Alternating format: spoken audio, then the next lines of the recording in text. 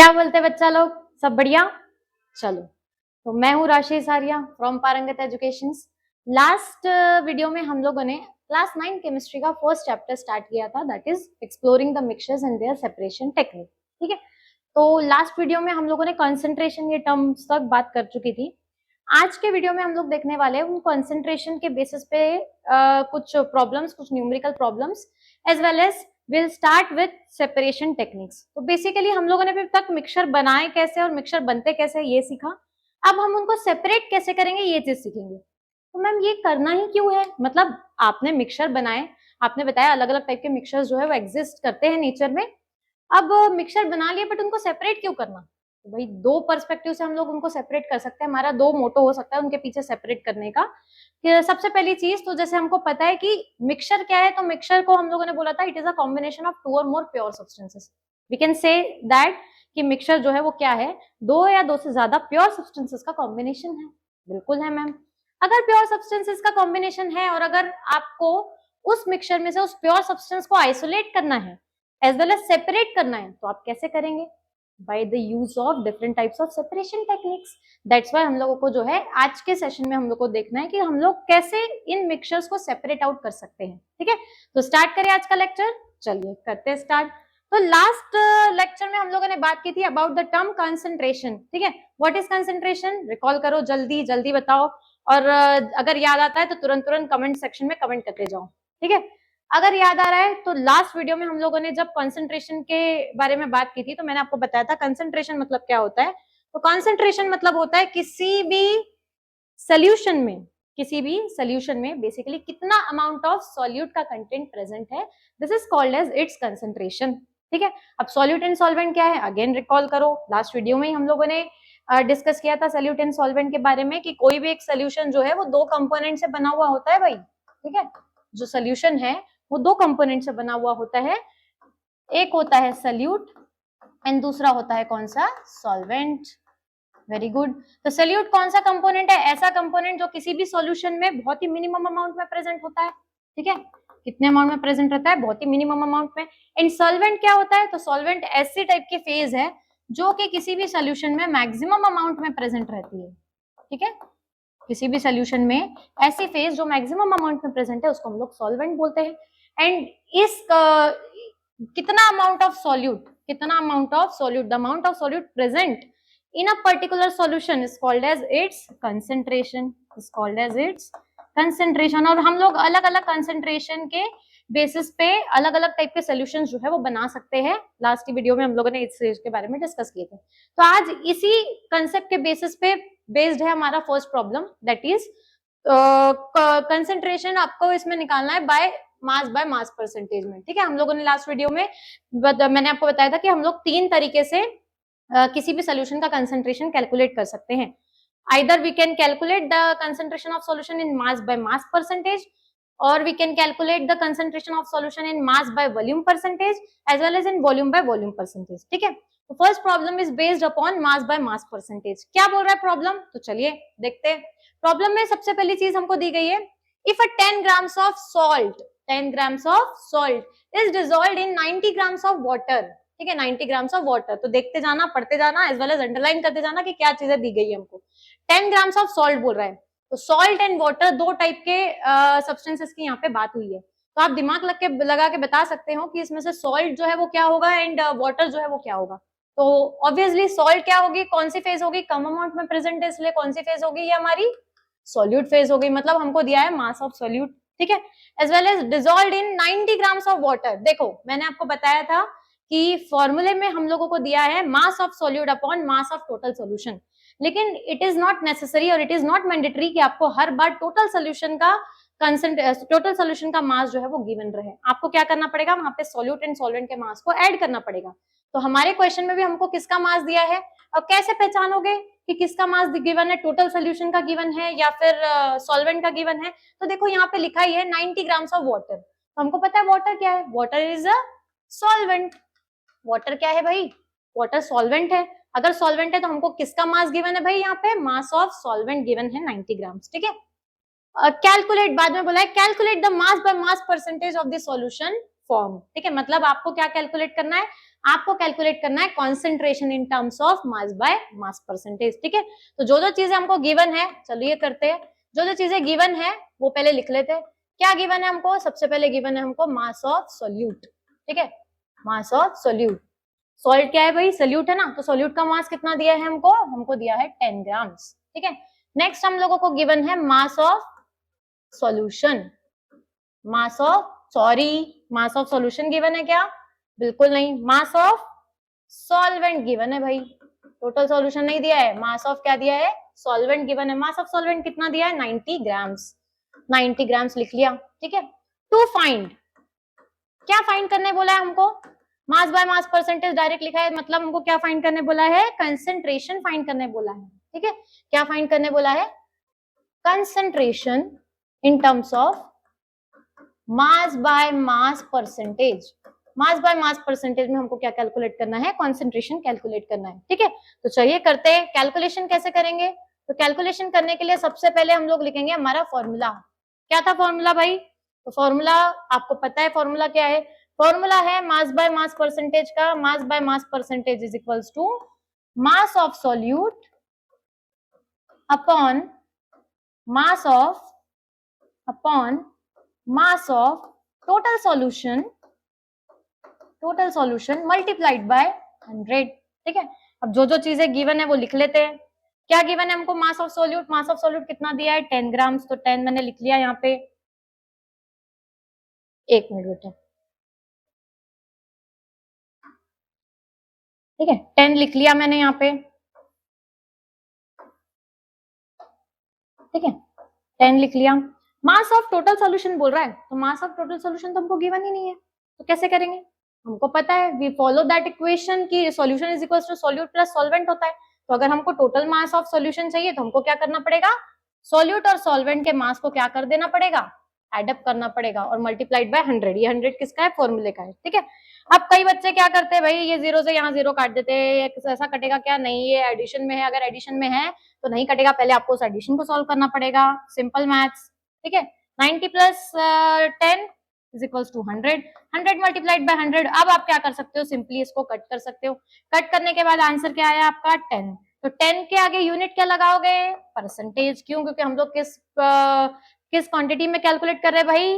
Concentration in terms of percentage, और किसमें? मास by mass percentage में।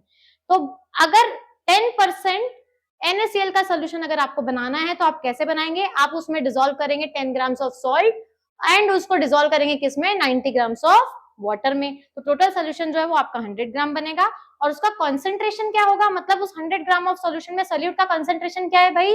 10%, ठीक है। तो समझा? इस तरीके से आपको न्यूमेरिकल पूछे जाएंगे। एक और देखते हैं नेक्स्ट, ठीक है। नेक्स्ट बोल रहा है if 5 grams of glucose is dissolved in water to make 100 ml of solution. हाँ, अब यहाँ पे ध्यान देने वाली चीज है भाई। देखो, दो चीजों की बात हुई, एक तो ग्लूकोज है और वाटर है, ठीक है। तो आपको पता है जो चीज कम अमाउंट में प्रेजेंट है वो क्या हो जाएगी हमारे लिए? सॉल्यूट, ठीक है। लेकिन यहाँ पे नेक्स्ट चीज क्या गिवन है? तो हमको मास ऑफ सॉल्यूट तो गिवन है, लिख लेते हैं इसको पहले ही। मास ऑफ सॉल्यूट गिवन है, क्या गिवन है हमको? मास of solute that is glucose. Glucose का मास गिवन है, कितना गिवन है? 5 ग्राम्स, ठीक है। 5 ग्राम्स जो है ग्लूकोज का मास हमको गिवन है। Next, to make 100 ml of solution. अब यहाँ पे 100 ml ऑफ वाटर नहीं लिखा है भाई, क्या लिखा है? 100 ml ऑफ सोल्यूशन। मतलब हमको किसका मास दिया है? एक्चुअल में मास नहीं दिया, ये क्या दिया है? देखो क्वांटिटी, देखो ml में दिया है, ml में दिया मतलब हमको क्या दिया है? वॉल्यूम दिया है। किसका? क्या दिया है? वॉल्यूम। किसका? वॉल्यूम ऑफ टोटल सॉल्यूशन दिया है हमको। वॉल्यूम ऑफ टोटल सॉल्यूशन की टोटल सॉल्यूशन कितना बनता है भाई? 100 ml का टोटल सॉल्यूशन बन रहा है, और उस 100 ml के टोटल सोल्यूशन में 5 ग्राम्स ऑफ सॉल्ट जो है वो क्या है? 5 ग्राम्स ऑफ ग्लूकोज जो है वो प्रेजेंट है। आपको क्या निकालना है? आपको निकालना है इस पर्टिकुलर टाइप के सोल्यूशन का, ये जो सोल्यूशन बनेगा इसका आपको निकालना है कॉन्सेंट्रेशन। तो कॉन्सेंट्रेशन कौन से इसमें कैलकुलेट करेंगे? कौन से टर्म्स में कैलकुलेट करेंगे? Very good, we can calculate the concentration in mass by volume percentage. अभी तक के हम लोगों ने जितने भी प्रॉब्लम हम देख रहे हैं उसमें हमको आगे क्वेश्चन में ही दिया गया है कि कैलकुलेट बाय मास परसेंटेज और मास बाय वॉल्यूम परसेंटेज, लेकिन कभी कभार आपको ये चीज क्वेश्चन में दी हुई नहीं रहती है। तब आपको क्या करना है? आपको यूनिट्स देखनी है भाई, ठीक है। यूनिट्स देखना एज वेल एज क्या चीज पूछी है तो क्वेश्चन को अच्छे से समझना है। पहले ही जैसे मैंने बताया, इसकी सबसे सिंपलेस्ट ट्रिक है कि अंडरलाइन करते चलो। सबसे पहले हमको दिया है 5 ग्राम्स ऑफ ग्लूकोज, तो ग्लूकोज क्या होगा उस सॉल्यूशन में, सोल्यूट होगा। इसको अंडरलाइन करते चलो और उसके पीछे लिख दो, उसके ऊपर लिख दो कि ये चीजें और ये वैल्यूज जो है वो हमको दी हुई है। ठीक है, तो हमको दिया है मास of solute and volume of solution. तो हमको क्या कैलकुलेट करना है, हमको कैलकुलेट करना है concentration in terms of mass by volume percentage. तो मास बाय वॉल्यूम परसेंटेज का फॉर्मूला क्या होता है बेटा, मास बाय वॉल्यूम परसेंटेज का फॉर्मूला होता है मास of solute upon volume of solution. इस टाइप के न्यूमेरिकल काफी ज्यादा इजी होते हैं करने में, मल्टीप्लाइड बाय 100। ठीक है, मास ऑफ सॉल्यूट कितना दिया है बेटा हमको, मास ऑफ सॉल्यूट दिया है 5 grams. Volume of solution total कितना दिया है 100 ml, तो यहाँ रख देंगे हम लोग 100 multiplied by 100। Again 100 and 100 cancel, तो आपका आंसर जो है वो क्या आया 5%। 5% क्या, 5% v by V, sorry m by v। मतलब आपको अगर mass by volume percent 5% mass by volume percentage का कॉन्सेंट्रेशन का सॉल्यूशन अगर बनाना है तो आपको कितना ग्राम्स ऑफ ग्लूकोज ऐड करना पड़ेगा और कितने ml ऑफ वाटर में, तो टोटल वाटर आपको लेना पड़ेगा 100 ml और उस 100 ml वाटर में आपको डिसॉल्व करनी पड़ेगी 5 ग्राम्स ऑफ ग्लूकोज। ठीक है, अब एक एग्जांपल मैंने आपके लिए यहाँ पे रखा है, ये एग्जांपल जो है ये वाला है एंड आप जो है इसका आंसर मुझे देंगे कमेंट सेक्शन में। ठीक है, इसका आंसर जो है आप मुझे बताएंगे कमेंट सेक्शन में, ये आपके लिए है। ठीक है, तो वीडियो को पॉज करना, क्वेश्चन पढ़ना अच्छे से, क्या क्या चीजें दी गई है और आप लोग जो है इस पर्टिकुलर न्यूमेरिकल का आंसर जो है मुझे कमेंट सेक्शन में बताएंगे। ठीक है, काफी इजी है, वॉल्यूम बाय वॉल्यूम परसेंटेज में जो है कॉन्सेंट्रेशन निकालना है। बोला क्या है, if 1 ml of a liquid pesticide is mixed with sufficient water. ठीक है, एक पेस्टिसाइड बन रहा है, तो आपको पता है कि मैंने आपको उसी दिन बताया था कि हम लोग कॉन्सेंट्रेशन क्यों पढ़ रहे हैं या कॉन्सेंट्रेशन वाली टर्म्स का यूज क्या है, इसके एप्लीकेशंस क्या है। तो अलग अलग टाइप के कंसेंट्रेशन के सोल्यूशन अलग अलग टाइप के चीजों में या फिर अलग अलग टाइप के, जैसे मैंने आपको बताया था फार्मास्यूटिकल्स है या फिर कुछ मेडिसिन बन रही है या फिर कुछ कॉस्मेटिक प्रोडक्ट्स बन रहे हैं, तो उनमें अलग अलग चीजों का इन्वॉल्वमेंट होता है। इन सारी चीजें जो है वो एक पर्टिकुलर कंसेंट्रेशन में ऐड की जाती है, तो उनको हम लोग कभी मास बाय मास परसेंटेज में, मास बाय वॉल्यूम परसेंटेज में, वॉल्यूम बाय वॉल्यूम परसेंटेज में जो है वो ऐड करते हैं। ठीक है, तो ये वाला न्यूमेरिकल जो है वो आप लोग खुद सॉल्व करोगे, ये आपके लिए होमवर्क है एंड आप इसका आंसर जो है वो मुझे कमेंट सेक्शन में बताओगे। ठीक है, चलो बढ़ते आगे। तो नेक्स्ट टॉपिक है बेटा हमारा सॉल्युबिलिटी। ठीक है, अब हम लोगों ने कॉन्सेंट्रेशन तो पढ़ लिया, उसी से एक मिलता जुलता टॉपिक है सॉल्युबिलिटी का। तो सॉल्युबिलिटी मतलब क्या होती है भाई, कॉन्सेंट्रेशन जो है वो हम लोग पर्टिकुलर सॉल्यूशन में देखते हैं, टोटल सॉल्यूशन में देखते हैं कि कॉन्सेंट्रेशन में, मतलब अगर कॉन्सेंट्रेशन देखना है तो टोटल सॉल्यूशन में कितना अमाउंट ऑफ सॉल्यूट प्रेजेंट है, ये कहलाएगा हमारा कॉन्सेंट्रेशन।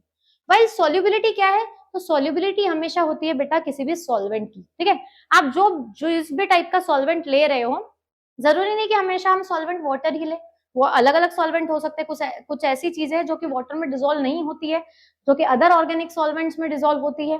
तो हर एक सॉल्वेंट की अलग अलग सॉल्युबिलिटी होती है और अलग अलग टेम्परेचर पे ये जो सॉल्युबिलिटी है ये टेम्परेचर पे वेरी करती है। तो मैम सबसे पहले तो आप सॉल्युबिलिटी समझा दीजिए। तो सॉल्युबिलिटी को समझते हैं सबसे पहले हम। सॉल्युबिलिटी मतलब क्या होता है भाई, तो देखो सॉल्युबिलिटी की डेफिनेशन दी है, the maximum amount of solute, the maximum amount of solute, कितना ज्यादा से ज्यादा सॉल्यूट आप ऐड कर सकते हो, that can be added in a solvent. किसमें ऐड कर रहे हैं भाई हम, सॉल्वेंट में, तब जाके टोटल सोल्यूशन बन रहा है। ठीक है, तो सॉल्युबिलिटी हमेशा किसकी होगी भाई, सॉल्वेंट की। ठीक है, आगे एक और चीज लिखी है, इसको इग्नोर मत करना, at a particular temperature, at a particular temperature, किसी एक पर्टिकुलर टेम्परेचर पे आप उस सॉल्वेंट में कितना maximum amount of solute add कर सकते हो सो दैट एक सैचुरेटेड सॉल्यूशन बने। एक सैचुरेटेड सॉल्यूशन क्या होता है उसको देखेंगे आगे। सबसे पहले सॉल्युबिलिटी को समझ लो कि सॉल्युबिलिटी मतलब ये है कि आप किसी भी सॉल्वेंट में एट अ पर्टिकुलर टेम्परेचर कितना maximum amount of solute add कर सकते हो, वो कहलाएगी उसकी सॉल्युबिलिटी। फॉर एग्जांपल अगर मैं आपको बोलूं रूम टेम्परेचर की हम बात करते हैं, ठीक है, हम काफी सारे सोल्यूशन जो है वो रूम टेम्परेचर पे भी बनाते हैं। तो रूम टेम्परेचर हम कितना कंसिडर करते हैं, रूम टेम्परेचर हम कंसिडर करके चलते हैं 25 डिग्री सेल्सियस। कितना भाई, 25 डिग्री सेल्सियस। तो at 25 degree Celsius 100 ml water लिया है मैंने क्या लिया है, मैंने एक सॉल्वेंट लिया है और कितना लिया है 100 ml। तो इस 100 ml वाटर में कितना ज्यादा से ज्यादा कितना मैक्सिमम अमाउंट ऑफ सॉल्ट मैं ऐड कर सकती हूँ सो दैट मेरे को एक प्रॉपर सॉल्ट एंड वाटर का सोल्यूशन जो है वो मिलके बन के मिले। ठीक है, तो ये कहलाएगी उस पर्टिकुलर सॉल्ट की सॉल्युबिलिटी इन 100 ml सॉल्वेंट, इन 100 ml वाटर।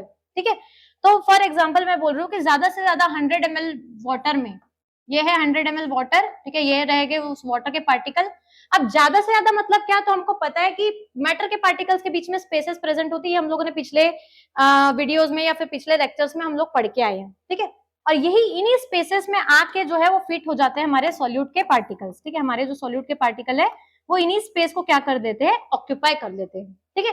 तो मैं जो जिस टाइप के सोल्यूशन की बात कर रही हूँ ना, सैचुरेटेड सोल्यूशन, सैचुरेटेड सॉल्यूशन मतलब क्या होता है कि आप किसी पर्टिकुलर सॉल्वेंट में एक किसी पर्टिकुलर टेम्परेचर पे उतना अमाउंट का मैक्सिमम सॉल्यूट जो है वो ऐड कर चुके हो। फॉर एग्जांपल अगर मैं बोल रही हूँ कि 36 grams of salt is the maximum limit, is the maximum limit है भाई ये उस 100 ml वाटर की, कि ये 100 ml वाटर जो है 36 ग्राम ऑफ सॉल्ट को ही ज्यादा से ज्यादा स्पेस दे सकता है। व्हाट इफ अगर आप इसके ऊपर जाके सॉल्यूट ऐड करो तो वो सॉल्यूट जो है वो आपको प्रॉपर वाटर में घुला हुआ नहीं मिलेगा। क्यों? क्योंकि पानी के पास की स्पेस ही खत्म हो गई ना। 100 ml पानी के पास उतनी ही स्पेस बची थी और उतने स्पेस में आपने इतना अमाउंट ऑफ सॉल्यूट जो है वो ऐड कर चुके थे, इतना मैक्सिमम अमाउंट ऑफ सॉल्यूट जो है वो ऐड कर चुके थे। लेकिन अब आप क्या कर रहे हैं, और एक्स्ट्रा ऐड कर रहे हैं, नहीं हम तो और डालेंगे और डालेंगे। अगर आप वो और ज्यादा extra amount of solute add करोगे तो आपको क्या दिखेगा, आपको दिखेगा कि वो जो सॉल्यूट है वो एज अ रेसिड्यू यहाँ बचा हुआ मिल जाएगा, आपको प्रॉपर घुला हुआ सॉल्ट वाटर का सोल्यूशन नहीं मिलेगा, ठीक है। तो कहने का मतलब क्या है कि हर एक सॉल्वेंट की एक पर्टिकुलर सॉल्युबिलिटी होती है भाई, एक पर्टिकुलर लिमिट होती है कि इस मैक्सिमम लिमिट तक इट कैन एक्सेस और it can give the space to the solute particles, ठीक है। और अगर आप उससे ज्यादा, उससे बियॉन्ड जाके आप अगर उसमें ऐड करते हैं सॉल्यूट, तो आपको वो सॉल्यूट जो है वो एज अ रेसिड्यू यहाँ पे बचा हुआ मिलेगा, ठीक है। क्लियर है कि इतना? ठीक है। तो सॉल्युबिलिटी की डेफिनेशन तो हमको क्लियर हो गई मैम कि सॉल्युबिलिटी मतलब ये होता है कि कितना मैक्सिमम अमाउंट ऑफ सॉल्यूट हम ऐड कर रहे हैं किसी एक पर्टिकुलर सॉल्वेंट में एट अ पर्टिकुलर टेम्परेचर, वो कहलाएगी उस पर्टिकुलर सॉल्वेंट की सॉल्युबिलिटी। अलग अलग सॉल्वेंट की सॉल्युबिलिटी अलग अलग होती है और अलग अलग सॉल्वेंट की सॉल्युबिलिटी अलग अलग टेम्परेचर पे भी अलग अलग होती है। फॉर एग्जाम्पल अगर मैं आपको बता रही हूँ, हम लोगों ने पढ़ा कि 25 डिग्री सेल्सियस पे 100 ml वाटर की सॉल्युबिलिटी है कि वो मैक्सिमम 36 ग्राम ऑफ सॉल्ट को अपने अंदर स्पेस दे सकता है, ठीक है। व्हाट इफ अगर मैं टेम्परेचर इंक्रीज करा दूं, तो टेम्परेचर इंक्रीज करा दोगे मैम तो सॉल्युबिलिटी भी इंक्रीज हो जाएगी। क्यों इंक्रीज होगी भाई? तो भाई मैटर इन आवर सराउंडिंग में हम पढ़ के आए हैं कि जैसे ही हम लोग इस पर्टिकुलर सॉल्वेंट को हीट देना, इस पर्टिकुलर सॉल्यूशन को हीट करना स्टार्ट कर देते हैं, तो हीट करने के साथ कुछ वाटर के पार्टिकल्स जो है वो इवेपोरेट होने लग जाते हैं, मतलब वेपराइज होने लग जाते हैं। जब वेपराइज होंगे और पार्टिकल के अंदर, मतलब ये जो पानी के पार्टिकल है इनके अंदर मोशन होगा, काफी तेजी से वो क्या करेंगे, एक दूसरे को ढकेलेंगे और मूव करेंगे, मूव करने लग जाएंगे। ऐसा पॉइंट आएगा कि उस पे क्या, मतलब कुछ अमाउंट के वाटर के पार्टिकल जो है बेसिकली जो सरफेस पे, वो वेपराइज भी होने लग जाएंगे। अगर वेपराइज होने लग गए तो यहाँ पे और स्पेसेस जनरेट हो जाएगी। अगर और स्पेसेस जनरेट हो गई तो मोर amount of solute can B dissolve, ठीक है। तो इसी सॉल्युबिलिटी के बेसिस पे बेटा आपको दो टाइप के सॉल्यूशन जो है वो देखने को मिलते हैं। एक होते हैं सैचुरेटेड सॉल्यूशन और दूसरे होते हैं अनसैचुरेटेड सॉल्यूशन। सैचुरेटेड सॉल्यूशन मतलब क्या? तो सैचुरेटेड सॉल्यूशन मतलब ये वाला सॉल्यूशन कि आप ऐसे टाइप के सॉल्यूशन में सिर्फ एक मैक्सिमम लिमिट तक ही सॉल्यूट ऐड कर सकते हैं, इसके ऊपर no more amount of solute can be added. तो यहाँ पे मैं लिख देती हूँ no more amount of solute can be added. मतलब ऐसे टाइप के सोल्यूशन में जो सैचुरेटेड सोल्यूशन बनते हैं, जो सैचुरेटेड सोल्यूशन होते हैं, उनमें जो सॉल्यूट पार्टिकल है वो बियॉन्ड इट्स मैक्सिमम लिमिट जो है वो डाल के बनाए हुए होते हैं। And at that point no more amount of solute can be added. मतलब 100 ml वाटर की मैक्सिमम लिमिट थी 36 ग्राम और आप 36 ग्राम ऑफ सॉल्यूट डाल चुके हो, उसके ऊपर सॉल्यूट अगर आप डालोगे तो that solution is not saturated any more, ठीक है। सैचुरेट हो जाना आप बोलते हो ना, हम लोग सैचुरेट ये वर्ड यूज करते हैं। फॉर एग्जाम्पल अगर मेरी क्लास है और मेरी क्लास की कैपेसिटी है कि मैं मैक्सिमम जो है वो 50 स्टूडेंट्स को एकोमोडेट कर सकती हूँ एक क्लास में, ठीक है। लेकिन कभी कभार क्या होता है, एक दो और ज्यादा स्टूडेंट्स आ गए तो हम लोग क्या करते हैं कि आप लोग थोड़ा सर को थोड़ा कॉम्पैक्टनेस बढ़ा दो। जैसे जैसे सर को और थोड़ा ज्यादा से ज्यादा मैं और कितने स्टूडेंट को एकोमोडेट कर पाऊंगी, 50 स्टूडेंट की मैक्सिमम कैपेसिटी है, ज्यादा से ज्यादा एक या दो स्टूडेंट और एकोमोडेट हो पाएंगे, उसके ऊपर और हो पाएंगे क्या? बिल्कुल नहीं हो पाएंगे। क्यों? क्योंकि मेरे पास स्पेस ही नहीं बची ना। और अगर स्पेस बढ़ाना है तो मुझे क्या करना पड़ेगा, थोड़ी अरेंजमेंट चेंज करनी पड़ेगी। अरेंजमेंट चेंज करना मतलब क्या, कैसे आप अरेंजमेंट को चेंज कर सकते हैं? By increasing temperature. आप आइदर टेम्परेचर को इंक्रीज कर दो या क्या कर दो, सॉल्वेंट का अमाउंट इंक्रीज कर दो, ठीक है, आइदर टेम्परेचर को इंक्रीज कर दो या तो सॉल्वेंट का अमाउंट इंक्रीज कर दो, ठीक है। नेक्स्ट है अनसैचुरेटेड सॉल्यूशन। तो अनसैचुरेटेड सॉल्यूशन कैसे टाइप के सॉल्यूशन हो गए, तो ये ऐसे टाइप के सॉल्यूशन है भाई जिसमें और 1 या 2 चम्मच आप और सॉल्ट जो है वो ऐड कर सकते हो। फॉर एग्जांपल अगर मैंने टेम्परेचर बढ़ा दिया, ठीक है, तो मैं और 1 या 2 चम्मच सॉल्ट जो है वो ऐड कर सकती हूँ। तो ऐसे टाइप के सॉल्यूशन जिसमें more amount of solute can be added are called as unsaturated, ठीक है, are called as unsaturated solution. आपको एक क्वेश्चन पूछा जाता है and that is the most expected question कि how will you convert saturated solution into unsaturated solution. आप saturated solution को अनसैचुरेटेड कैसे बना सकते हैं।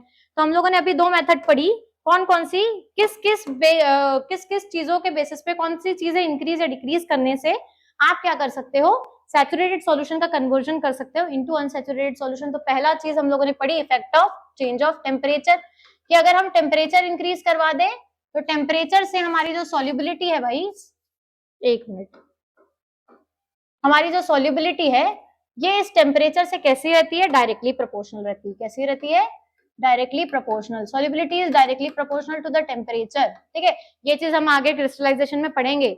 जैसे जैसे आप टेम्परेचर इंक्रीज करवाओगे किसी भी पर्टिकुलर सॉल्वेंट की सॉल्युबिलिटी जो है वो इंक्रीज होते जाती है।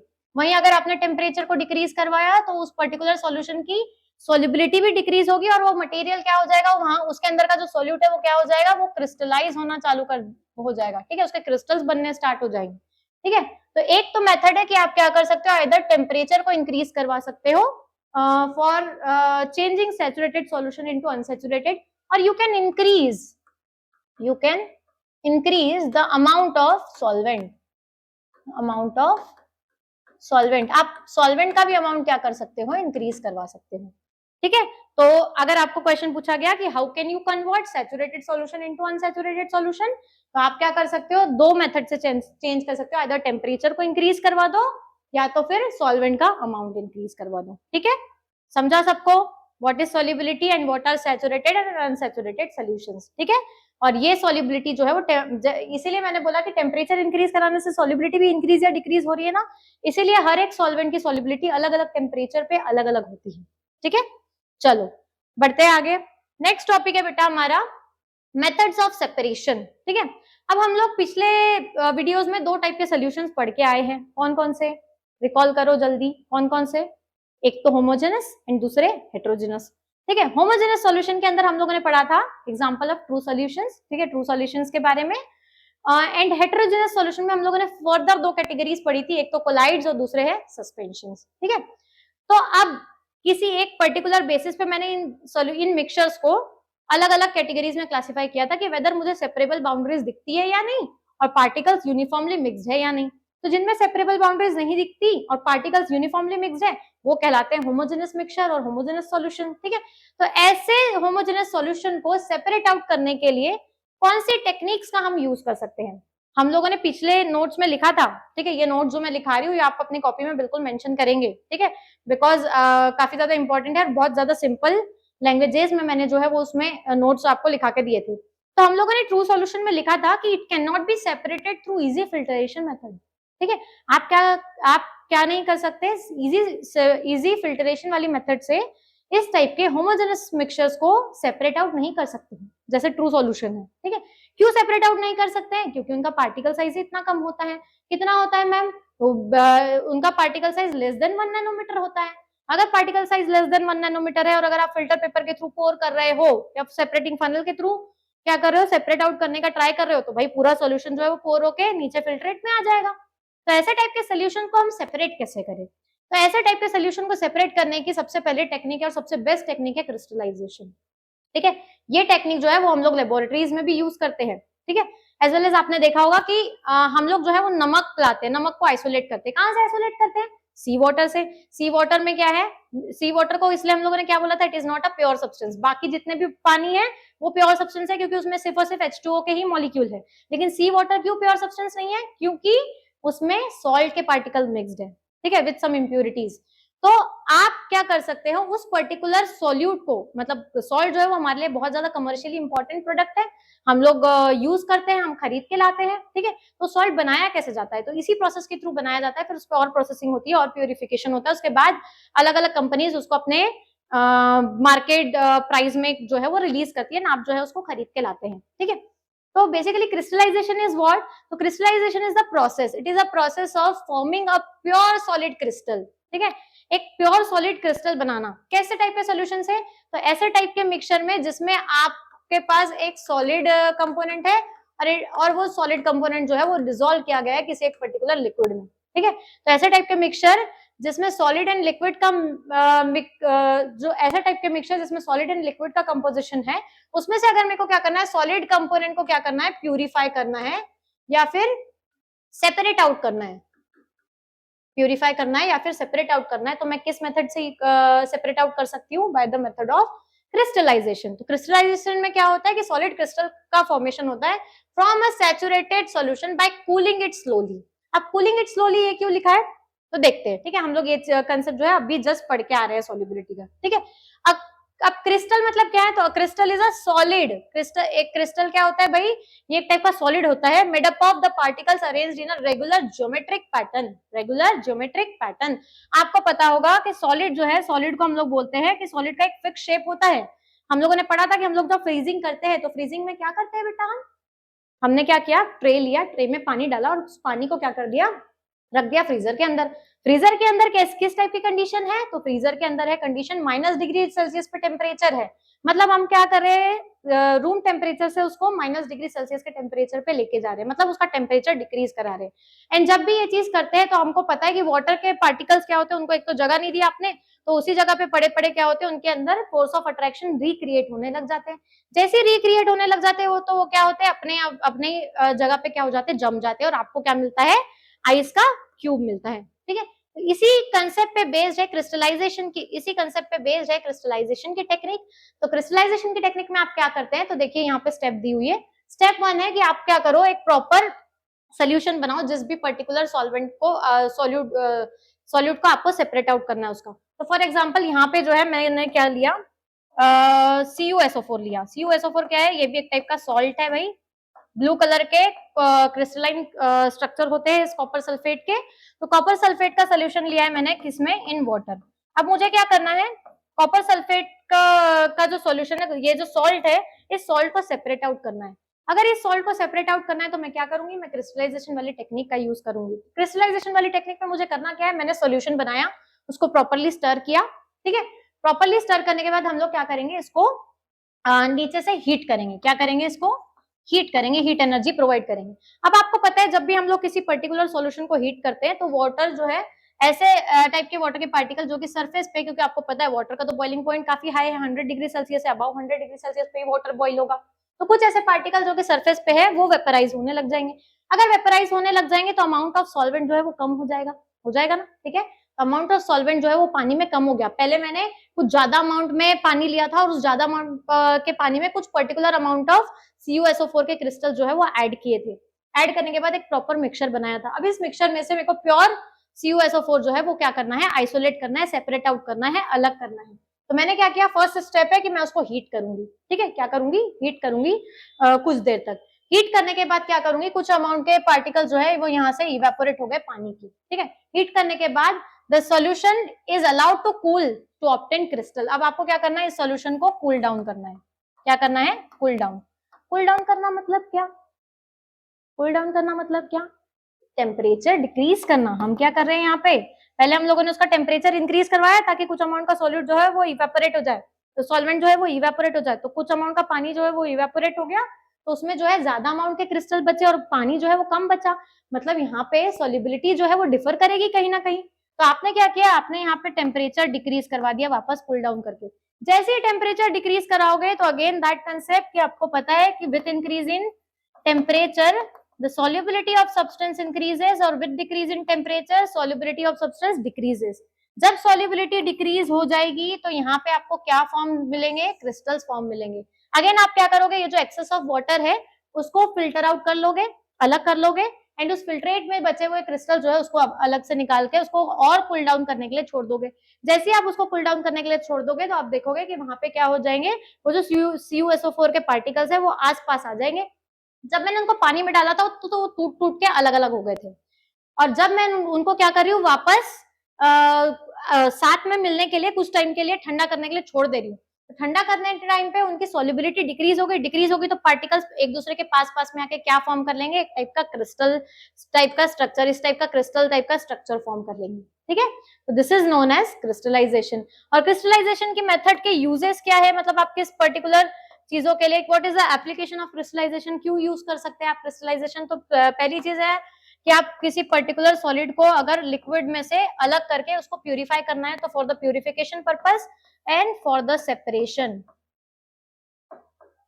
Separation of solid component from liquid component. ऐसे सब्सटेंस जिसमें किसी पर्टिकुलर सॉल्वेंट में एक सॉलिड पार्टिकल सॉल्यूट पार्टिकल जो है सॉलिडिफाई फॉर्म में ऐड किया गया है और आपको उसको सेपरेट आउट करना है, इन दोनों को सेपरेट आउट करना है, तो आप इस मेथड से जो है वो सेपरेट आउट कर सकते हैं। ठीक है, चलिए क्रिस्टलाइजेशन आई होप सबको समझा होगा।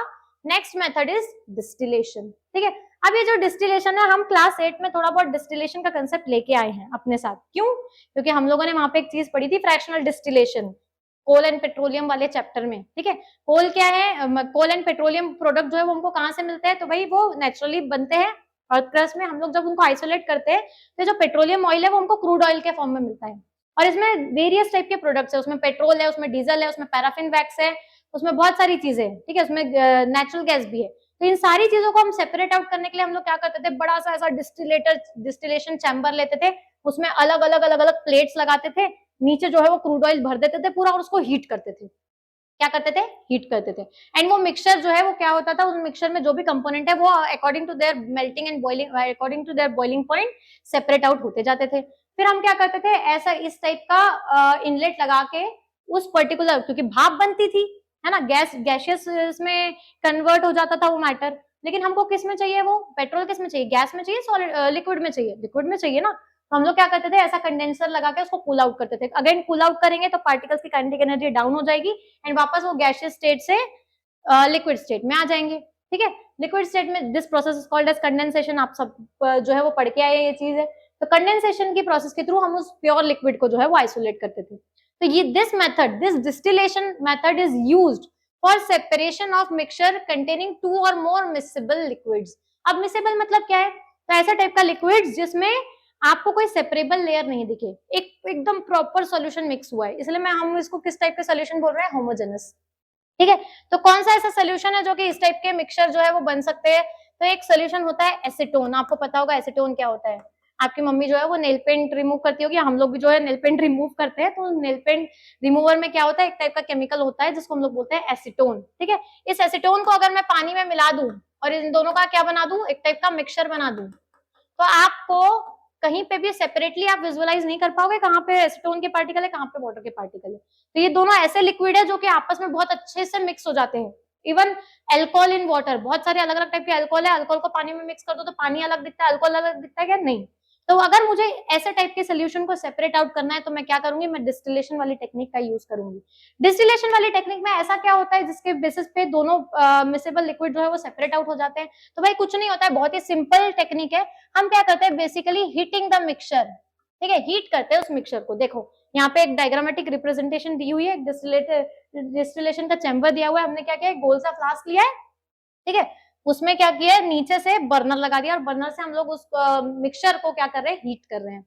जैसे जैसे हम लोग हीट प्रोवाइड कर रहे हैं तो पार्टिकल्स जो है उनकी काइनेटिक एनर्जी बढ़ रही है। ठीक है, काइनेटिक एनर्जी बढ़ रही है एंड एक ऐसा पॉइंट आएगा जिसको हम लोग उस पर्टिकुलर लिक्विड का क्या बोलते हैं भाई, BP, that is blood pressure. नहीं, बायो नहीं पढ़ रहे हम। ठीक है, that is boiling point, BP. ठीक है, और हमको पता है बॉइलिंग पॉइंट जो है ये हर एक लिक्विड की उसकी कैरेक्टरिस्टिक फीचर होते हैं। जैसे हमारे लिए हमारा कैरेक्टरिस्टिक फीचर है हमारे फिंगरप्रिंट। ठीक है, मतलब वो हर किसी के यूनिक है ना, वैसे ये बॉइलिंग पॉइंट हर किसी का अलग अलग और हर किसी का यूनिक और हर किसी का ऑथेंटिक होता है। ठीक है, तो यहाँ पे अगर मैंने एसीटोन एंड वाटर के मिक्सचर को सेपरेट आउट करना है तो मैं क्या करूंगी, इन दोनों मिक्सचर को हीट करूंगी, जैसे मैं यहाँ पे कर रही हूँ। जैसे हीट करना स्टार्ट करूंगी तो भाई एक दोनों में से दोनों का बॉइलिंग पॉइंट सेम तो नहीं हो सकता। मैम अभी आपने बोला कि दोनों का बॉइलिंग पॉइंट सेम नहीं हो सकता because boiling point is the characteristic feature of every liquid. तो बॉइलिंग पॉइंट अगर सेम नहीं हो सकता तो हो सकता है एसीटोन का बॉइलिंग पॉइंट कुछ अलग हो मैम, बिल्कुल अलग है, और वाटर का बॉइलिंग पॉइंट कुछ अलग हो मैम, तो बिल्कुल अलग है। वाटर के बॉइलिंग पॉइंट से आप सब जो है वो अवेयर है। क्या होता है वाटर का boiling point? Basically boiling point मतलब क्या, तो रिवाइज करो। बॉइलिंग पॉइंट मतलब the temperature at which the minimum temperature at which any liquid starts boiling or completely boil। ठीक है, ऐसा मिनिमम टेम्परेचर जिस पर्टिकुलर टेम्परेचर पे बॉइलिंग की प्रोसेस स्टार्ट हो जाती है, मतलब लिक्विड का कन्वर्जन गैस में स्टार्ट हो जाता है। ठीक है, उस पर्टिकुलर टेम्परेचर को हम लोग उस लिक्विड का बॉइलिंग पॉइंट बोलते हैं। तो यहाँ पे वाटर का बॉइलिंग पॉइंट क्या है भाई? तो वाटर का बॉइलिंग पॉइंट होता है 100 डिग्री सेल्सियस, सबको पता है। जरूरी है कि एसीटोन भी 100 डिग्री सेल्सियस पे ही बॉइल हो? नहीं, एसीटोन का बॉइलिंग पॉइंट वाटर से काफी ज्यादा कम होता है। एसीटोन का बॉइलिंग पॉइंट जो है वो होता है 56 डिग्री सेल्सियस। कितना होता है भाई? 56 डिग्री सेल्सियस। तो based upon their difference in there boiling point I can separate those type of miscible liquids, those type of miscible mixtures. ठीक है, तो मैंने क्या किया, ये डिस्टिलेशन चैम्बर लगा दिया और यहाँ से मैं इसको हीट प्रोवाइड कर रही हूँ। जैसे हीट प्रोवाइड कर रही हूँ और टेम्परेचर पहुंचा 56 डिग्री सेल्सियस तक, तो सबसे पहले यहाँ पे मुझे किसकी वेपर्स बनती हुई दिखेगी भाई? एसीटोन की वेपर्स बनती हुई दिखेगी। दिखेगी? बिल्कुल दिखेगी। अगर एसीटोन की वेपर्स बनती हुई दिखी तो मैम हमको एसीटोन वेपर्स फॉर्म में तो नहीं चाहिए, नेल पेंट रिमूवर में तो लिक्विड होता है और हमको एसीटोन जो है वो चाहिए लिक्विड फॉर्म में। तो हम क्या करेंगे? तो भाई वेपर बनी है, शांत शांत वेपर बनी है, यहाँ तक जाएगी, यहाँ के बाद इस पर्टिकुलर आउटलेट से गो थ्रू करेगी एंड इस पर्टिकुलर आउटलेट में मैंने क्या करके रखा है, कूलिंग जैकेट और वाटर कंडेंसर जो है वो लगा के रखा है। ये वाटर कंडेंसर क्या करेगा, यहाँ पे जो है यहाँ तक आते आते उस पर्टिकुलर गैस का टेम्परेचर हो जाएगा कम। क्यों? क्योंकि इस पोर्शन में टेम्परेचर ज्यादा है, यहाँ पोर्शन में, इस वाले पोर्शन में टेम्परेचर कम है। अगर टेम्परेचर कम तो वो जो गैस के पार्टिकल है जो कि कन्वर्ट हुए थे, हमारे हीट प्रोवाइड करने पे कन्वर्ट हुए थे, वो वापस अपने ओरिजिनल फॉर्म में आ जाएंगे। दैट इज कौन से फॉर्म में आ जाएंगे? लिक्विफाइड फॉर्म में आ जाएंगे। और लिक्विड फॉर्म में आप क्या करोगे? एसीटोन को यहां से क्या कर लोगे? आइसोलेट। क्या कर लोगे? आइसोलेट। तो this is the method of distillation. तो यहाँ पे एसीटोन सेपरेट आउट हो गया और आपके पास क्या बचेगा इस मिक्सचर में? इस मिक्सचर में यहाँ पे बचा रहेगा वाटर। मैं वहीं पे जो है जैसे ही 56 डिग्री सेल्सियस या 57 डिग्री सेल्सियस टेम्परेचर गया, मैं वहीं पे जो है हीट का सप्लाई ऑफ कर दूंगी। तो मेरा वाटर जो है वो इसी फ्लास्क में रह गया और इस फ्लास्क में मैंने क्या किया? एसीटोन को क्या कर लिया? सेपरेट आउट कर लिया। ठीक है, so this is the distillation technique. ठीक है, आगे बढ़ते हैं। चलिए, next technique is called as paper chromatography. Paper chromatography. तो क्रोमा मतलब क्या होता है? देखो, पेपर क्रोमेटोग्राफी के वर्ड में ही छुपा है। क्रोमा मतलब होता है कलर्स। क्रोमा मतलब क्या होता है भाई?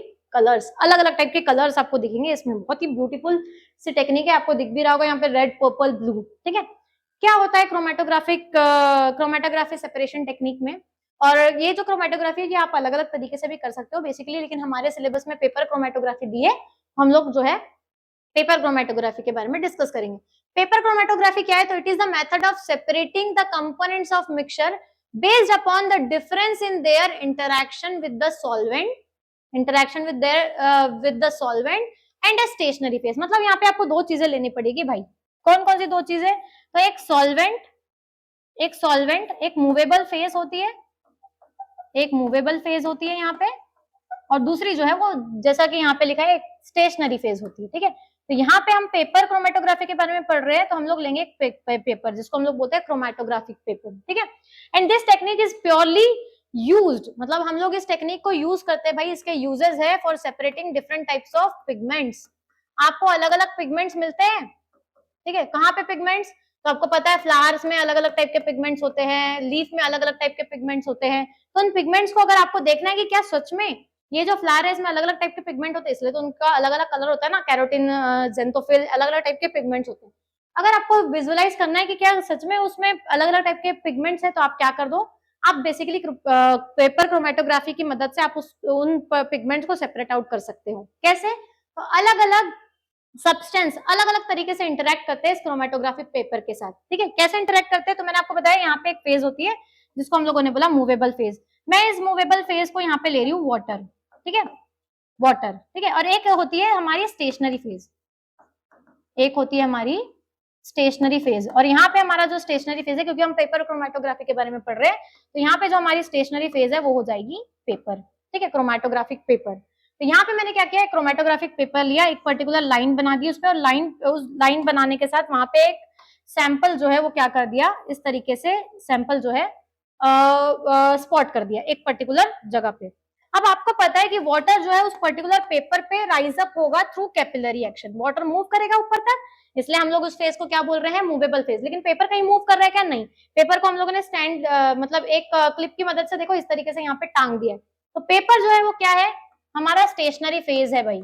वाइल वाटर क्या है, तो आपको देखो वाटर जो है इस डायग्राम में कैपिलरी एक्शन के थ्रू ऊपर अपवर्ड मूवमेंट कर रहा है, ठीक है, against the gravity capillary movement के थ्रू क्या कर रहा है, ऊपर की तरफ मूव कर रहा है। जैसे जैसे पानी जो है वो मूव करेगा, वो पानी जो है, और आपने क्या किया, यहाँ पे एक सैंपल जो है स्पॉट करके रखा है। यू वांट टू सी कि इस पर्टिकुलर सैंपल में किस किस टाइप के पिगमेंट्स के मिक्सचर्स है। तो हर एक मिक्सचर्स और हर एक कंपोनेंट जो है वो पेपर के साथ अलग अलग इंटरेक्ट करेंगे, जरूरी नहीं है कि सारे जो है वो सेम तरीके से रन करेंगे, ठीक है।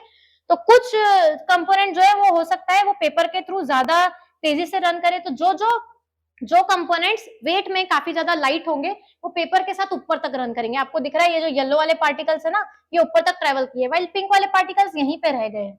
तो you can visualize the separating of mixtures, अलग अलग टाइप के ऐसे मिक्सचर्स जिसमें कलर्ड कंपोनेंट्स है, कलर्ड पिगमेंट्स है, तो उन कलर्ड पिगमेंट्स को आप इस पर्टिकुलर टेक्निक के थ्रू विजुअलाइज कर सकते हो। जरूरी नहीं है कि यहाँ पे मोबाइल फेज हमेशा वाटर ही हो, आप एसीटोन या फिर अलग अलग टाइप के मूवेबल फेजेस जो है वो ले सकते हैं, depending upon the type of mixture you are separating. आप किस टाइप का मिक्सचर जो है वो सेपरेट करना चाह रहे हो, उसके बेसिस पे डिपेंडेंट है कि हम कौन सी टाइप की मूवेबल फेज जो है वो यूज करेंगे। बेसिकली वाटर के बेसिस पे भी सेपरेशन जो है वो होता है। तो पेपर क्रोमेटोग्राफी क्या है, ये ऐसी टेक्निक है जिस टेक्निक में एक सॉल्वेंट और एक मतलब एक मूवेबल फेज और स्टेशनरी फेज में आपस में इंटरेक्शन होता है, थ्रू कैपिलरी एक्शन वो मूव करते हैं, और जो वेट में लाइटर है वो ज्यादा मूव करता है, जो वेट में हेवियर है वो कम मूव करता है वाटर के साथ, ठीक है। तो आप क्या कर सकते हो, difference in their weight, difference in their molecular weight के बेसिस पे आप क्या कर सकते हो, ऐसे पिगमेंट्स को सेपरेट आउट कर सकते हो, और सेपरेट आउट करके विजुअलाइज भी कर सकते हो। जैसे आपको दिख रहा है यहाँ पे ये जो रेड वाला पिगमेंट है ये सिर्फ 2 सेंटीमीटर तक ही रन किया है, पर्पल वाला पिगमेंट जो है वो 6 सेंटीमीटर तक रन किया है, ब्लू वाला जो पिगमेंट है वो 8 सेंटीमीटर तक रन किया है। तो you can visualize the difference, you can visualize different pigments, ठीक है। तो क्रोमेटोग्राफी सेपरेशन का टेक्निक का यूज हम लोग पिगमेंट्स को सेपरेट करने के लिए, इंक के पार्टिकल को सेपरेट करने के लिए, और बेसिकली ऐसे जो भी कलर्ड कंपोनेंट्स है जिनमें एक या एक से ज्यादा कलर का कॉम्बिनेशन होगा उनको सेपरेट आउट करने के लिए हम लोग करेंगे पेपर क्रोमेटोग्राफी का यूज, ठीक है, अंडरस्टूड। चलिए नेक्स्ट है हमारा methods of separation of heterogeneous mixture, ठीक है। अभी तक हम लोगों ने जो देखा वो था होमोजेनस मिक्सचर का सेपरेशन, कि हम होमोजेनस मिक्सचर को कैसे सेपरेट आउट करेंगे। अब हम लोग देखते हैं हेटेरोजेनस मिक्सचर। हेटेरोजेनस मतलब जिसमें आपको क्लियरली विजिबल दिखेगी अलग अलग लेयर, ठीक है। तो उसमें सबसे पहली टेक्निक यहाँ पे दी गई है सब्लिमेशन, ठीक है। सब्लिमेशन क्या है, तो सब्लिमेशन जो है वो प्रोसेस है एक टाइप की। कैसी प्रोसेस है, तो ऐसी प्रोसेस है जिसमें किसी भी process of conversion of any solid component directly into the gaseous state, ठीक है, किसी भी सॉलिड स्टेट ऑफ मैटर का conversion directly into the gaseous state without going in liquid state. Liquid state में नहीं जाता यहाँ पे वो हमारा स्टेट ऑफ मैटर, कहाँ जाता है, डायरेक्टली सॉलिड स्टेट से गैसियस स्टेट में। और कौन से कंपोनेंट्स ऐसे इस टाइप की प्रोसेस शो करते हैं, तो the components which are called as sublime substances, जैसे कि कैम्फर हो गया, ठीक है, कैम्फर हो गया, नेफ्थेलिन बॉल हो गई, ये चीजें मैं पढ़ा चुकी हूँ पिछले लेक्चर्स में, पिछले वीडियो में। अगर किसी ने नहीं देखा होगा तो मैटर इन आवर सराउंडिंग का वीडियो जो है वो देख के ही आप ये वाला चैप्टर जो है वो पढ़ेंगे। इसलिए मैंने आपको बताया था, ऑल्दो वो चैप्टर ओमिट हो चुका है लेकिन उसमें बहुत सारे ऐसे कंसेप्ट है जो कि डायरेक्टली रिलेटेड है, यहाँ पे आपको काम आने वाले हैं, ठीक है। तो एटलीस्ट वो चैप्टर जो है वो आपने एक बार गो थ्रू करना चाहिए। तो सब्लिमेशन ऐसी टेक्निक है जिस टेक्निक में किसी भी स्टेट ऑफ मैटर का कन्वर्जन होता है directly from solid state to gaseous state without going in liquid state. तो अब मैम इसके एप्लीकेशंस क्या होंगे, तो ये इसका एप्लीकेशन ही है इस प्रोसेस का, कि हम लोग क्या कर सकते हैं, सब्लिमेशन की प्रोसेस के बेसिस पे हेटेरोजेनस मिक्सचर को सेपरेट आउट कर सकते हैं, इसलिए तो हम लोगों ने पढ़ा उसको, ठीक है। तो सब्लिमेशन के बेसिस पे कैसे सेपरेट आउट कर सकते हैं, तो मैंने आपको बताया था कि एक टाइप का सॉल्ट होता है जिसको हम लोग बोलते हैं ammonium chloride. Ammonium chloride, ammonium chloride क्या है, यह एक टाइप का सॉल्ट, इसका फॉर्मूला होता है NH4Cl, ठीक है, अमोनियम क्लोराइड। अगर मेरे पास एक ऐसा मिक्सचर है, ये भी दिखने में व्हाइट कलर का क्रिस्टलाइन स्ट्रक्चर ही होते हैं इसके, ठीक है, अमोनियम क्लोराइड है, एंड मेरे पास है सोडियम क्लोराइड, हमारा जो कॉमन सॉल्ट है जिसको हम लोग खाने के लिए यूज करते हैं, ठीक है, सोडियम क्लोराइड, ठीक है, इसका फॉर्मूला होता है NaCl। तो फॉर एग्जांपल मेरे पास एक ऐसा मिक्सचर है जिसमें इन दोनों टाइप के सॉल्ट्स का कॉम्बिनेशन है, ठीक है, इन दोनों टाइप के सॉल्ट्स का कॉम्बिनेशन है। एक है अमोनियम क्लोराइड जो जिसको हम लोग बोलते हैं हमारा कॉमन सॉल्ट, ठीक है, कॉमन सॉल्ट जिसको हम लोग खाने के लिए यूज करते हैं, एंड एक होता है अमोनियम क्लोराइड। और ये जो अमोनियम क्लोराइड है ये क्या है, ये है एक टाइप का सबलाइम सब्सटेंस। ये क्या है, एक टाइप का सबलाइम सब्सटेंस। सबलाइम सब्सटेंस का मतलब क्या है, ये ऐसा सब्सटेंस है जो कि सब्लिमेशन की प्रोसेस के थ्रू गो थ्रू करता है, मतलब इसका कन्वर्जन होता है ये रखे रखे, अगर आपने इसको खुला छोड़ दिया तो रखे रखे इसके क्रिस्टल जो है वो डायरेक्टली गैसियस स्टेट में वेपराइज हो जाएंगे। तो आप क्या कर सकते हो, आप इस सब्लिमेशन का यूज करके, सब्लिमेशन वाली टेक्निक का यूज करके ऐसे मिक्सचर जिसमें एक कंपोनेंट जो है वो सबलाइम कंपोनेंट हो और दूसरा जो है वो नॉन सबलाइम कंपोनेंट हो। नमक थोड़ी रखे रखे, कॉमन सॉल्ट सोडियम क्लोराइड, घर पे नमक, अगर आप नमक का डब्बा खुला छोड़ दो तो नमक थोड़ी वेपराइज हो जाएगा, नहीं होगा ना। तो नमक जो है नॉर्मली, सोडियम क्लोराइड जो है वो नॉन सबलाइम सब्सटेंस है, लेकिन अमोनियम क्लोराइड जो है वो सबलाइम सब्सटेंस है। तो अगर मेरे पास इन दोनों सॉल्ट का मिक्सचर है और अगर मैंने आपको ये मिक्सचर दिया, मैंने आपको बोला बेटा सेपरेट आउट करो, तो क्या आप चुन के बता सकते हो या गिन के बता सकते हो क्या कि, क्योंकि दोनों तो दिखने में तो सेम है, दिखने में अगर सेम है तो क्या आप उनको सेपरेट आउट कर सकते हो ऐसे ही फिजिकली? नहीं कर सकते। नहीं कर सकते तो किस टेक्निक का हम यूज करेंगे? हमको पता है मैम एक जो है वो सबलाइम सब्सटेंस है, वही दूसरा जो है वो नॉन सबलाइम है। सबलाइम सब्सटेंस जो है वो वेपराइज हो जाएगा और उसको हम लोग अलग से आइसोलेट कर लेंगे, वही नॉन सबलाइम सब्सटेंस वहीं बचा हुआ रह जाएगा। तो इसी टेक्निक के बेस पे हम लोग जो है इस टाइप के कंपोनेंट्स को क्या कर सकते हैं, सेपरेट आउट कर सकते हैं। यहाँ मैंने क्या लिया, मैंने एक चाइना डिश ली, उस चाइना डिश में मैंने क्या लिया, दोनों का मिक्सचर ले लिया। सपोज मैंने क्या कर लिया, यहाँ पे मैंने मिक्सचर्स ले लिए, ठीक है, किसके NaCl का और अमोनियम क्लोराइड का, NH4Cl का। अब यहाँ से मैं हीटिंग स्टार्ट कर रही हूँ। Normally ammonium chloride room temperature पे भी वेपराइज होगा, डायरेक्टली सब्लिमेशन की प्रोसेस शो करेगा और गैस के पार्टिकल्स में कन्वर्ट हो जाएगा। लेकिन अगर मैं यहाँ पे हीट प्रोवाइड कर रही हूँ, क्योंकि मुझे सेपरेशन टेक्निक कर, मुझे सेपरेट करना है, अगर मैं सब्लिमेशन को as a separation technique use कर रही हूँ तो मैं यहाँ पे वेट थोड़ी करूंगी पूरा दिन, मैं यहाँ पे एक्सटर्नल हीट प्रोवाइड करूंगी।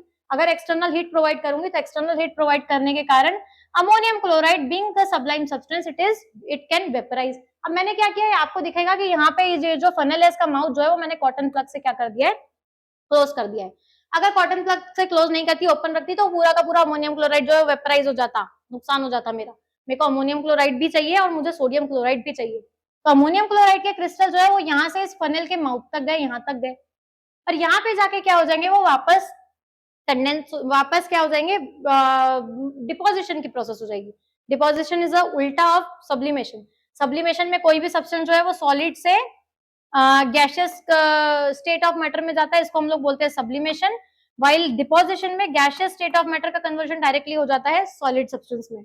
जो सब्सटेंस है सब्लिमेशन की प्रोसेस शो करते हैं वो डिपोजिशन के थ्रू भी गो थ्रू करेंगे। तो यहाँ पे अमोनियम क्लोराइड जो है वो वेपराइज हुआ हीट मिलने पे, और वेपराइज होने के बाद यहाँ तक गया, इसके माउथ के पास तक गया, लेकिन यहाँ पे जो है वो क्या हो गया, यहाँ पे जाके टेम्परेचर जो है वो क्या हो गया, डिक्रीज हो गया, और उन पार्टिकल्स की काइनेटिक एनर्जी भी वापस डिक्रीज हो गई। काइनेटिक एनर्जी अगर वापस डिक्रीज होगी तो हमको पता है टेम्परेचर डिक्रीज होने से रिवर्स प्रोसेस होती है, इंक्रीज करने से अलग प्रोसेस हो रही थी, डिक्रीज होने से रिवर्स प्रोसेस हो रही है। तो इस वाले पोर्शन में टेम्परेचर उतना ज्यादा नहीं है जितना यहाँ था, तो इसलिए क्या होगा, अमोनियम क्लोराइड वापस गैसियस स्टेट ऑफ मैटर से वापस उसका कन्वर्जन हो जाएगा किसमें, सॉलिड स्टेट ऑफ मैटर में। और देखो यहाँ पे आपको डिपॉजिटेड मिल रहा है, यहाँ पे हमको क्या मिलेगा, डिपॉजिटेड मिलेगा अमोनियम क्लोराइड के पार्टिकल्स। तो मैंने क्या किया, अमोनियम क्लोराइड के पार्टिकल्स को मैं यहाँ से आइसोलेट कर लूंगी, वाइल जो चाइना डिश में बचे रहेंगे वो किसके पार्टिकल रहेंगे, NaCl के पार्टिकल रहेंगे। तो इस मेथड के बेसिस पे मैंने दो ऐसे मिक्सचर्स को सेपरेट आउट किया और दो ऐसे मिक्सचर्स को सेपरेट आउट करना सीखा जिसमें एक कंपोनेंट जो है वो सबलाइम कंपोनेंट है, वाइल दूसरा कंपोनेंट जो है वो नॉन सबलाइम कंपोनेंट है। ठीक है, चलिए, बहुत जल्दी जल्दी समझ में आ रहा है शायद आपको सारी चीजें। नेक्स्ट है separation using a separating funnel. तो ये तो बहुत इजी है, ये हम लोग घरों पे भी करके देखते हैं। फॉर एग्जाम्पल ऐसे टाइप के मिक्सचर जो कि इमिसिबल है, ठीक है, a separating funnel is used to separate two immiscible liquids. ऐसे टाइप के लिक्विड्स जो आपस में मिसिबल नहीं है बिल्कुल भी, ठीक है, आपस में एक दूसरे के साथ मिक्स नहीं हो सकते, वो अलग सेपरेबल लेयर बनाते हैं, ठीक है, अलग सेपरेटेड बाउंड्रीज बनाते हैं। तो ऐसे मिक्सचर कौन से मिक्सचर हो सकते हैं, for example oil and water का मिक्सचर है, ठीक है। तो मैं क्या कर सकती हूँ, ऑयल एंड वाटर दोनों अलग अलग टाइप के कंपोनेंट है, दोनों जो है किस बेसिस पर डिफर करते हैं? दोनों की डेंसिटीज, दोनों की डेंसिटी जो है वो क्या होती है बेटा? अलग अलग होती है। दोनों की डेंसिटीज क्या होती है? डिफरेंट होती है। डेंसिटीज क्या होती है? डिफरेंट होती है। अगर डेंसिटी डिफरेंट है तो मैं इनकी डेंसिटी के बेसिस पे ये क्या करेंगे? दो सेपरेट लेयर फॉर्म करेंगे। अगर दो सेपरेट लेयर फॉर्म कर लेंगे तो जो ज्यादा डेंस है वो नीचे बैठ जाएगा और जो लेस डेंस है वो ऊपर ऊपर आ जाएगा। जो ऊपर आया उसको मैं अलग से फनल का माउथ ओपन करके उसको अलग से फ्लास्क में सेपरेट आउट कर दूंगी और जो बच गया उसको वहीं पे रहने दूंगी।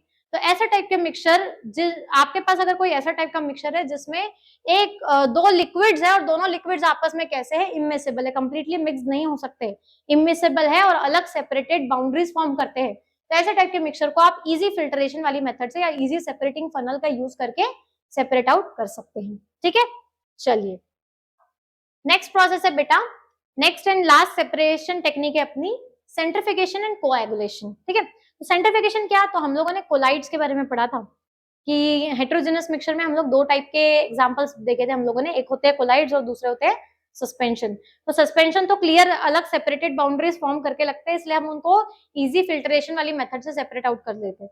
लेकिन कोलाइड जो है वो स्पेशल टाइप के सब्सटेंसेस होते हैं और स्पेशल टाइप के मिक्सचर होते हैं भाई। क्या वर्ड यूज किया था हम लोगों ने उनके लिए? कि they appears to be homogenous but actually are heterogeneous. ठीक है, हमको दिखने में होमोजेनस दिखेंगे, जैसे ब्लड देखो दिखने में कैसा दिख रहा है? हम लोगों को काफी ज्यादा होमोजेनस दिख रहा है कि एक ही लेयर है इसमें, लेकिन हमको पता है कि ब्लड में अलग अलग कंपोनेंट्स होते हैं। कौन कौन से अलग अलग कंपोनेंट होते हैं भाई ब्लड के? तो ब्लड के अलग अलग कंपोनेंट होते हैं। ब्लड में होता है एक प्लाज्मा, ठीक है, प्लस ब्लड में होते हैं ब्लड सेल्स जिसको हम लोग आरबीसीज, डब्ल्यूबीसीज और प्लेटलेट्स बोलते हैं। ठीक है, ये ब्लड सेल्स है आरबीसीज, डब्ल्यूबीसीज और प्लेटलेट्स। ठीक है, तो इन आरबीसीज, डब्ल्यूबीसीज, प्लेटलेट्स और प्लाज्मा को अगर मेरे को सेपरेट आउट करना है तो मैं इजी फिल्ट्रेशन वाली मेथड से नहीं कर सकती हूँ सेपरेट आउट। फिल्ट्रेट में सारी की सारी चीजें आ जाएगी। तो मैंने आपको वहां पे बताया था कि एक स्पेशल टाइप की टेक्निक होती है जिसको हम लोग बोलते हैं सेंट्रिफिकेशन। ठीक है, तो सेंट्रिफिकेशन वाली टेक्निक का यूज करते हैं हम लोग कोलाइड्स को सेपरेट आउट करने के लिए। तो सेंट्रीफ्यूज होता क्या है भाई? तो इस टाइप की सेंट्रिफिकल मशीन होती है, सेंट्रिफिकेशन मशीन होती है। उस मशीन में दो ऐसे ट्यूब रहती है, ठीक है, अप एंड डॉप ट्यूब। उस ट्यूब में हम क्या करते हैं, जिस पर्टिकुलर मिक्सचर को, जिस कोलाइडल सॉल्यूशन को हमको सेपरेट आउट करना है, उस सैंपल को लोड करते हैं। ठीक है, उस सैंपल को लोड करने के बाद उसको हाई आरपीएम पे रोटेट किया जाता है। ठीक है, until the mixture gate separate out. तो हम लोग क्या करते हैं, सेंट्रिफिकेशन क्या? It is a technique, it is a process of spinning the mixture in a tube at a very high speed. ठीक है, बहुत हाई स्पीड के थ्रू। और यहाँ पे कौन सा फोर्स एक्ट करता है? एक टाइप का सेंट्रिफिकल फोर्स एक्ट करता है। ठीक है, तो इस सेंट्रिफिकल फोर्स के दौरान, सेंट्रिफिकल फोर्स क्या करता है? मतलब चीजों को अवे फ्रॉम द सेंटर फेंकता है। Centripetal force towards the centre लेकर आता है, एंड सेंट्रिफिकल फोर्स दूर इस तरीके से फेंकता है। तो जब हम उसको बहुत तेज तरीके से, तेज स्पीड पे क्या कर रहे हैं? स्पिन कर रहे हैं। तो इस स्पिनिंग के दौरान कंपोनेंट जो है वो सेपरेट आउट होते हैं। कोलाइड के जो कंपोनेंट्स है वो सेपरेट आउट होते हैं। इसका बेस्ट एग्जांपल आपने अपने घरों में देखा होगा। ठीक है, आपकी मम्मी जो है वो घर में मक्खन निकालती है, कैसे निकालती है? हम लोगों ने दूध लिया, उसको हम लोग क्या करते हैं? इस तरीके से वो एक इंस्ट्रूमेंट आता है, या फिर एक हमारे पास वो भी रहती है अलग सी, क्या नाम है, एक टाइप के फिल्ट्रेशन की वो एक वो आती है, मतलब एक मशीन आती है, उसके मदद से अगर आप क्या करो, उसको मथो इस तरीके से। हम क्या करें, ये वाला फोर्स एक्ट कर, मतलब हम क्या करें, उसको सेंट्रिफिकल फोर्स एक्ट करवा रहे हैं उसके ऊपर, तो और उसको अवे फ्रॉम द ग्रेविटी फेंक रहे। जब इस चीज को मैं कंटिन्यू करूं तो आपको दिखेगा कि वो जो दूध है उसमें से मक्खन जो है वो सेपरेट आउट होते जाता है। तो दिस इज द टेक्निक जो कि हम हमारे डेली मतलब हम हमारी लाइफ में डेली बेसिस पे यूज करते हैं, लेकिन इसके पीछे का साइंस जो है वो अपन को पता नहीं होता है। ठीक है, तो सेंट्रिफिकेशन क्या है? हम लोगों ने इसी कंसेप्ट के बेसिस पे एक मशीन बना दी है। उस मशीन में हम लोग क्या करते हैं, अलग अलग टाइप के कोलाइडल सैंपल को लोड करते हैं। सैंपल लोड करने के बाद उसको हाई आरपीएम के पे कुछ देर के लिए रोटेट किया जाता है। रोटेट करने के बाद ऐसे कंपोनेंट जो कि हेवियर है वो नीचे बॉटम में सेटल डाउन हो जाते हैं। जैसे आपको दिख रहा है यहाँ पे आरबीसीज जो है, रेड ब्लड सेल्स जो है वो नीचे सेटल डाउन हो गई है। वाइल ऐसे कंपोनेंट जैसे और white blood cells and platelets जो है इससे थोड़े हल्के होते हैं, तो वो बीच वाले पोर्शन में मुझे सेपरेट आउट दिख रहा है। वाइल प्लाज्मा जो है वो और भी ज्यादा हल्का होता है, इसलिए मुझे सबसे ऊपर वाली लेयर में क्या मिल रहा है? प्लाज्मा मिल रहा है। ठीक है, तो this is the technique, this is all about सेंट्रिफिकेशन। जिस टेक्निक से हम लोग क्या कर सकते हैं, कोलाइडल सब्सटेंसेस को या कोलाइडल टाइप के मिक्सचर को, कोलाइड्स के मिक्सचर्स को सेपरेट आउट कर सकते हैं। ठीक है, next technique is coagulation. Coagulation मतलब क्या? तो कोएगुलेशन के वर्ड में छुपा है क्लम्स। ठीक है, कोएगुलेट करना, कोएगुलेंट बनाना और क्लम्स बनाना। तो ये भी एग्जांपल हम हमारी डेली बेसिस पे देखते हैं कि मतलब पुराने टाइम पे ये आजकल तो हमारे घरों पे फिल्टर इंस्टॉल्ड होते हैं, पुराने टाइम पे अगर हम लोगों को क्या करना था, वाटर से इम्प्योरिटीज हटानी थी ना, तो हम लोग क्या करते थे, उसमें फिटकरी ऐड कर देते थे, जिसको हम अलम बोलते हैं। क्या बोलते हैं? अलम। ठीक है, अलम और फिटकरी। ये फिटकरी क्या करते थे, हम पानी में ऐड कर देते थे। देखो जैसे ही हम लोगों ने ऐड किया तो ये फिटकरी क्या करती है, आसपास की जितनी भी इम्प्योरिटीज है उसको खींच के चिपका देती है अपने ऊपर। ठीक है, उसको खींच के ला लेती है एंड अपने ऊपर जो है उसको चिपका के एक टाइप का फ्लॉक बना लेती है, जिसको हम लोग क्लम्स बोलते हैं। ठीक है, तो it is a process of causing fine suspended particles. This technique is used to separate out fine impurities. छोटी छोटी impurities जो हमको दिखने में हम इजी हाथ से नहीं निकाल सकते, बड़ी impurities को हम हाथ से सेपरेट आउट कर सकते हैं, लेकिन अगर छोटी छोटी फाइन इंप्योरिटीज जैसे सेंट पार्टिकल्स है, बहुत स्मॉल छोटे छोटे पार्टिकल्स है, तो उनको अगर सेपरेट आउट करना है, वो इम्प्योरिटी को अलग करना है, तो हम क्या करते हैं, उस पानी में हम लोगों ने फिटकरी ऐड कर दी। फिटकरी क्या करती है, coagulant forms the precipitate trapping the impurities को ट्रैप करके कोएगुलेंट बना लेती है। और आपको दिख रहा होगा यहाँ पे जो है वो पूरी की पूरी इम्प्योरिटीज एक जगह जमा है और ऊपर का पानी जो है वो एकदम सेफ है फॉर ड्रिंकिंग पर्पज और एकदम प्योर है। ठीक है, तो ये टेक्निक को, ये कोएगुलेशन वाली टेक्निक को हम लोग यूज करते हैं ऐसे टाइप की फाइन इम्प्योरिटीज को सेपरेट आउट करने के लिए। यहाँ क्या बनते हैं, यहाँ पे फ्लॉग्स बनते हैं, अलग अलग टाइप के ऐसे फ्लॉग्स बन जाते हैं और वो नीचे सेटल डाउन हो जाते हैं। ठीक है, that can settle out more easily, उसको हम इजीली सेटल आउट कर सकते हैं। सेटल आउट होने के बाद ऊपर का पानी हम सेपरेट आउट कर लेंगे, अलग से निकाल लेंगे और ये इम्प्योरिटी जो है वो यहीं बची हुई रह जाएगी। तो इस तरीके से हम लोग क्या कर सकते हैं, इनको सेपरेट आउट कर सकते हैं। ठीक है, तो आई होप आपको सारी चीजें जो है वो समझी होगी। आज के वीडियो में हम लोगों ने कंसंट्रेशन के न्यूमेरिकल्स देखे, एज वेल एज सॉल्युबिलिटी का कंसेप्ट समझा, और अलग अलग मिक्सचर्स को, चाहे वो होमोजेनस हो या हेट्रोजेनस हो, चाहे वो कोलाइड हो, सस्पेंशन हो या टू सॉल्यूशन हो, उनको हम लोग कैसे किस टाइप की टेक्निक से, अलग अलग टाइप की सेपरेशन टेक्निक से सेपरेट आउट कर सकते हैं, प्यूरिफाई कर सकते हैं, इनके क्या एप्लीकेशन है, ये सारी चीजें जो है वो हम लोगों ने समझी। ठीक है, तो बहुत जल्द हम लोग मिलेंगे नेक्स्ट चैप्टर के साथ, नेक्स्ट वीडियो में। ठीक है, अंटिल देन, जय हिंद, गुड बाय।